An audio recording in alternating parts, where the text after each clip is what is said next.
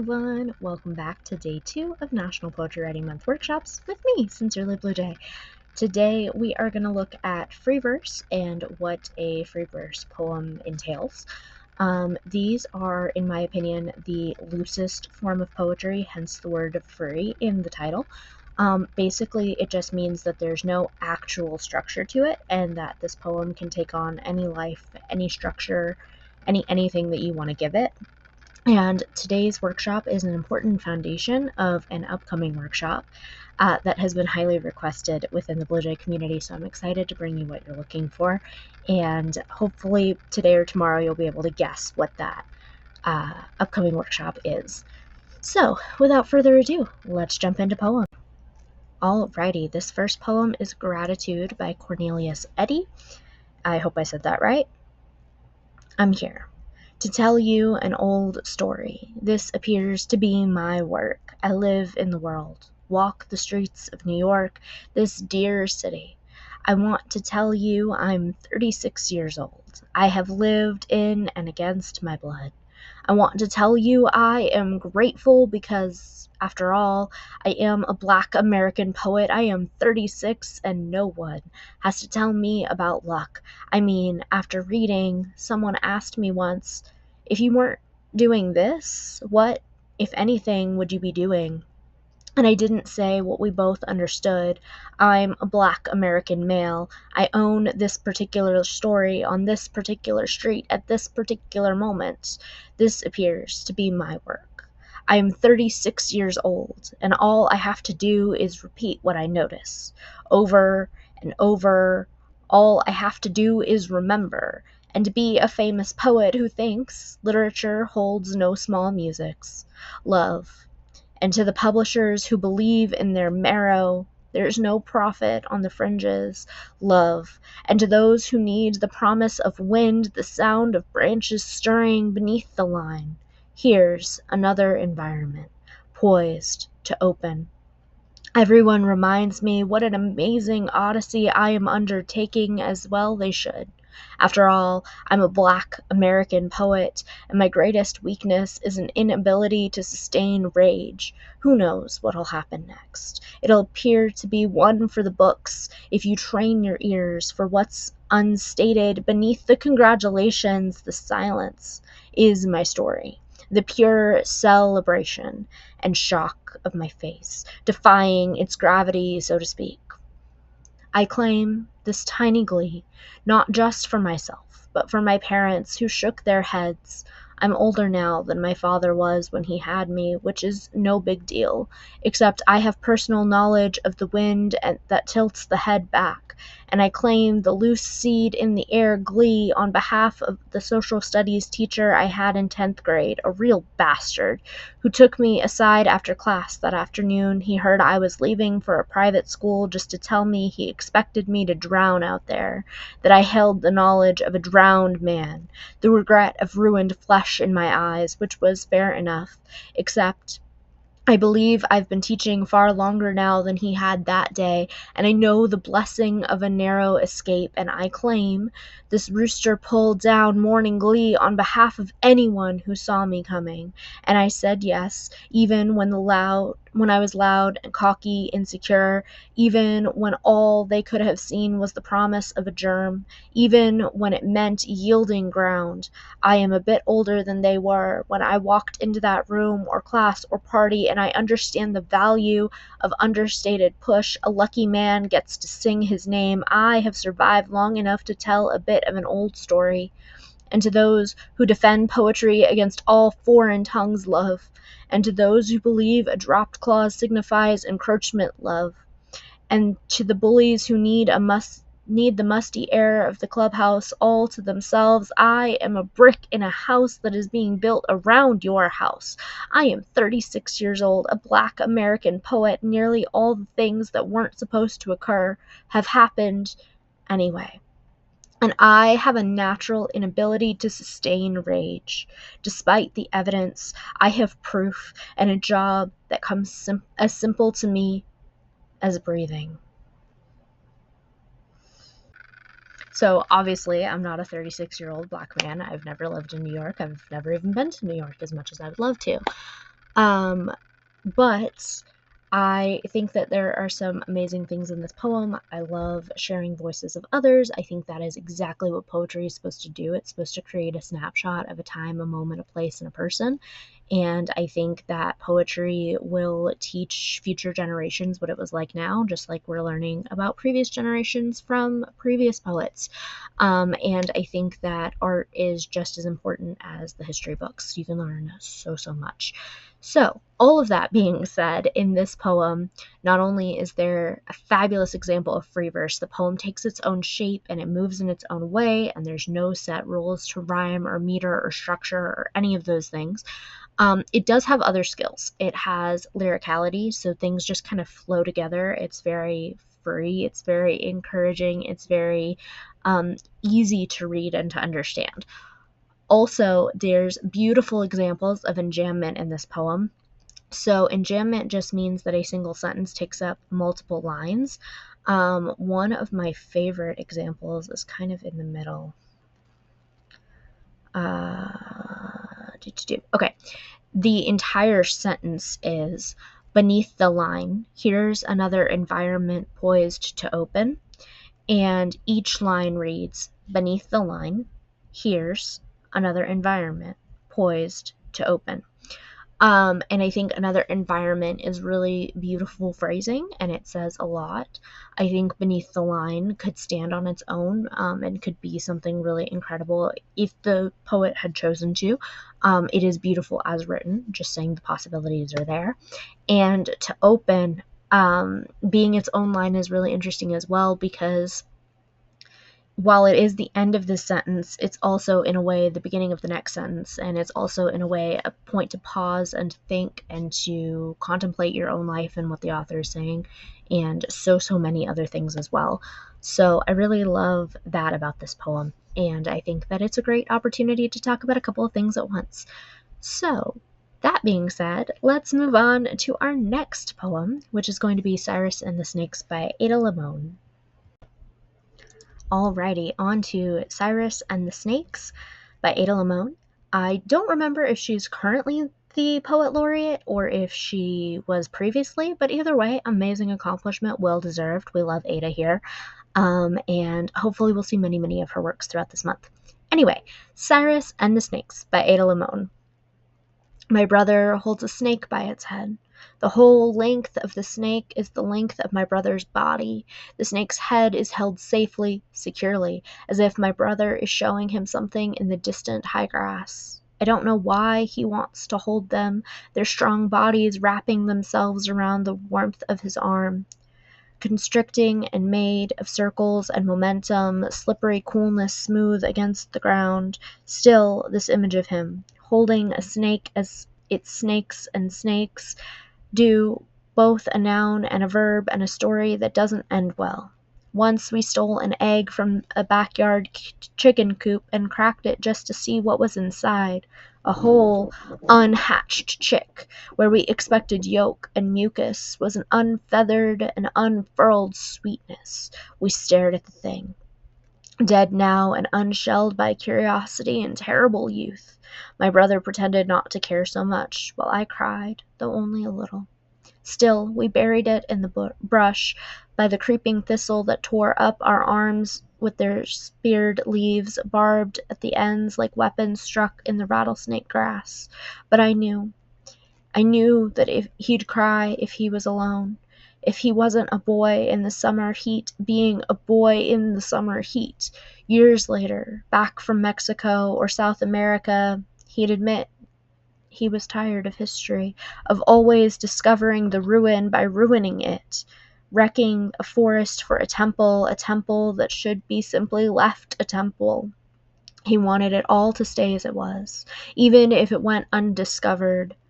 I want to honor a man who wants to hold with a wild thing only for a second, long enough to admire it fully, and then wants to watch it safely return to its life, bends to be sure the grass closes up behind it.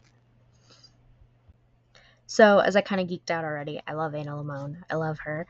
and I know a lot of people in this community do. So I want to make sure that she gets the light she deserves this year, and I also want to feature as many poets as possible, so it's kind of a fun and weird line to balance. Anyway, all that to say, even though there is a little bit of a structure to this poem, there's each stanza is 2 lines, and the second line is indented from the first. There's not like a set structure. There aren't any rules to this poem, so it is indeed free verse. The enjambment also comes to life in this one.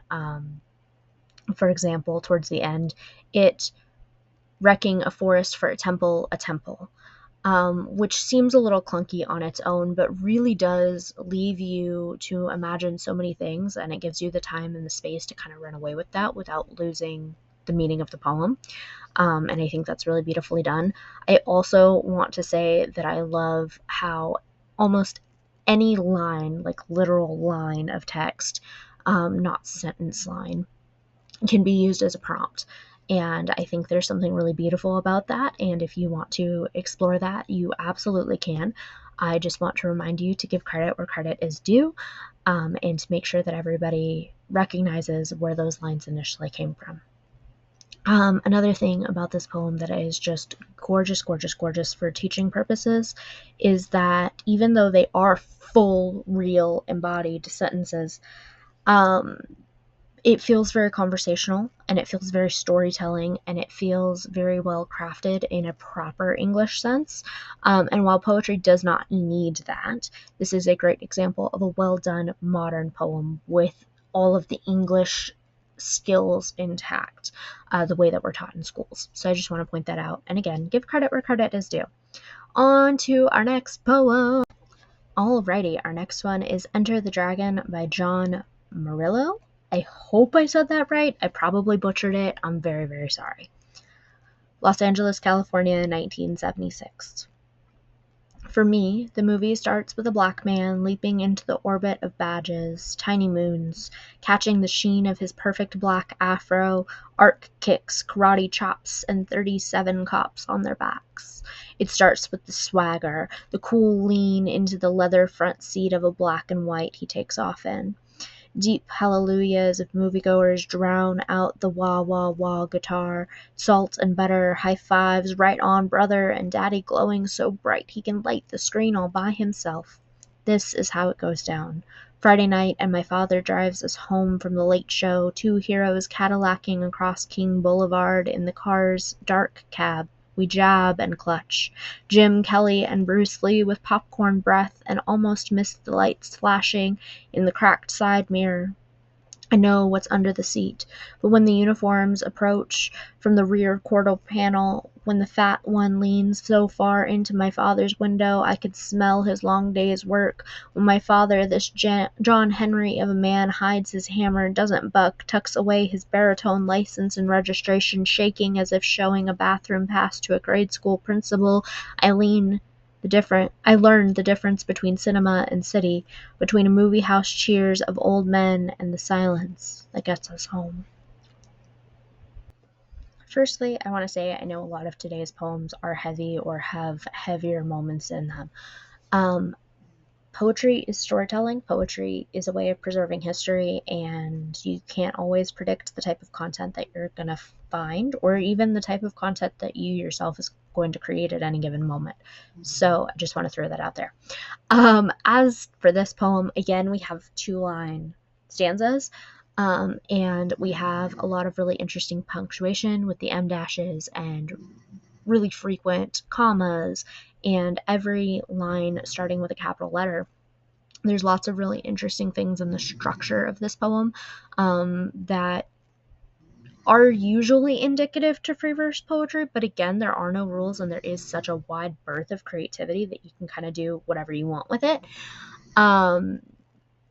But typically, you'll see the first word of every line capitalized in free verse poetry. Typically, you'll see a lot of commas. Typically, you'll see em dashes. Very heavy-handed em dashes, which I'm not saying this poem is heavy-handed, but that is typically in free verse.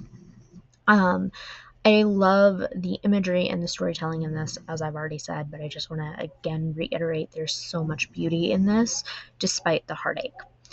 Actually, I'm going to leave it there. If you have more thoughts on any of these poems, of course, leave them in the comments. Of course, I'm always up for more conversation one-on-one. But I think for accessibility reasons, we're going to leave this one here. And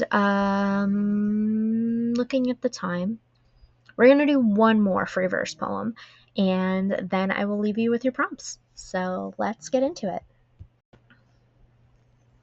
So before we begin this one, I want to read this little side note and explain it to you real quick. So to be performed with bells on, all writing is performance, some performance is writing. What that means is that when this was initially performed, there were bells on a wrist or on ankles, I don't remember which, and they were moved before and after each line to create that bell ringing sound. And then I've also seen versions of this performed where there are actual musicians who know how to play gorgeous melodies on various types of bells, playing throughout the entire performance as this is spoken over them. So that's what that means. And if you'd like to create your own version of that kind of a poem, I do have some really cool prompts that I can't wait to share at the end of this with you. Otherwise, we're just going to look at the structure and read the poem as it's written. I'm not going to perform it with bells for you. So, that being said, A Bell is a Bearer of Time by Allison C. Rollins. I am a product of my time. Time is a body that resembles a sound without a scale, forever foreclosed fortitude. In heaven, the dinner bell rings as elegy. The porch-light stars turn on their mothering mouths. Betrayal takes at least two, and whatever two or more are gathered, I am there in their pulsing timber. Here is to hunger for the gendered race of sound. In my midst, loneliness listens. In confidence, I am secreted away. I was today years old when I learned the truth. A browbeat bell is an idiophone, the strike made by the internal clapper or an external hammer or uvula, that small flesh conical body projecting downward from the soft palate's middle. Vocal vibrating vulva. I am less a writer who reads than a reader who writes. Therein lies the trouble of the treble clef of conviction. Come now to the feast of hearing, where Hortense J. Spillers gives a sermon. We address here the requirements of literacy as the ear takes on the function of reading. Call me bad news bearer, bestial, becoming. In Venus in Two Acts, Cydia Hartman says, must the future of abolition be first performed on the page? Must I write a run-on of runaways? Must you make out my handwriting? Evidence that loss has limbs, the clawed syntax, the muzzled grammar. Don't be afraid. Kill me with your language. Learn how to mark my words. And then the asterisk means that the bells continue at the end of this. Some things about this poem that you might not notice at first glance are that it does take the shape of a bell, which is really cool and usually called concrete poetry. In this case, because there are other elements going on with it, like the actual playing of bells and some of the intention in the poem and a couple of other skills that are used, it definitely classifies as free verse as well. Giving it either label would not be wrong. So I just want to make that very clear. I love the opening especially. I am a product of my time, and it starts this triangle. It starts the building of time and storytelling in this piece. I also really love that towards the end, as we get closer to more and more bells being played, the tense of this speeds up. Must I write a run-on of runaways? Must you make out my handwriting? Evidence that loss has limbs, the clawed syntax, the muzzled grammar. Don't be afraid. Kill me with your language. Learn how to mark my words. I love that there's tension and there's musicality and there's beautiful lines and descriptors here. And I really, really just admire how that sets up the tone and sets up the stage for what's about to come in the performance. But it also really does leave even the readers who are just exploring the page version of this or having it read to them by somebody who's not going to try to mimic the bells for wide varieties of reasons. You still get that sense of impending doom. You still get that sense of an impending crash, so to speak. Not that a bell is a crash, but it's a loud noise that brings you out of what you're experiencing, like a crash would. And there's just such artistry and intention in this piece that is really gorgeous. So, that being said, today's prompts are to play with freeverse. That is your first and foremost prompt. And if you would like to use the prompt of using each individual line of Cyrus and the Snakes as a prompt and write a series of poems, I highly recommend taking that with you over time, and I really encourage you to explore that. And maybe it's not Cyrus and the Snakes, maybe it's a different poem, but you take each line as it's written as a prompt. It's one of my favorite things to do, and again, credit where credit is due, but it is a great starting point, and it's a way to create something that's really interesting and calls back to work that has been created before you. And there's something just very beautiful about the linear community of artists that I think needs to be celebrated and can be explored. So there's that. There's also the prompt to create a poem that pairs with music or sound. And you can do this in a couple of ways. One, you can write it and then perform it yourself with whatever sound. One, you can overlay it with sound that's already been created. Secondly, you can kind of create it like a track that you would find on an album, and you can record the parts separately and then overlay them online or with other tools. And there's something really cool about that, honestly, that transverses just reading a poem. It is truly a performance, an experience, a full-hearted thing.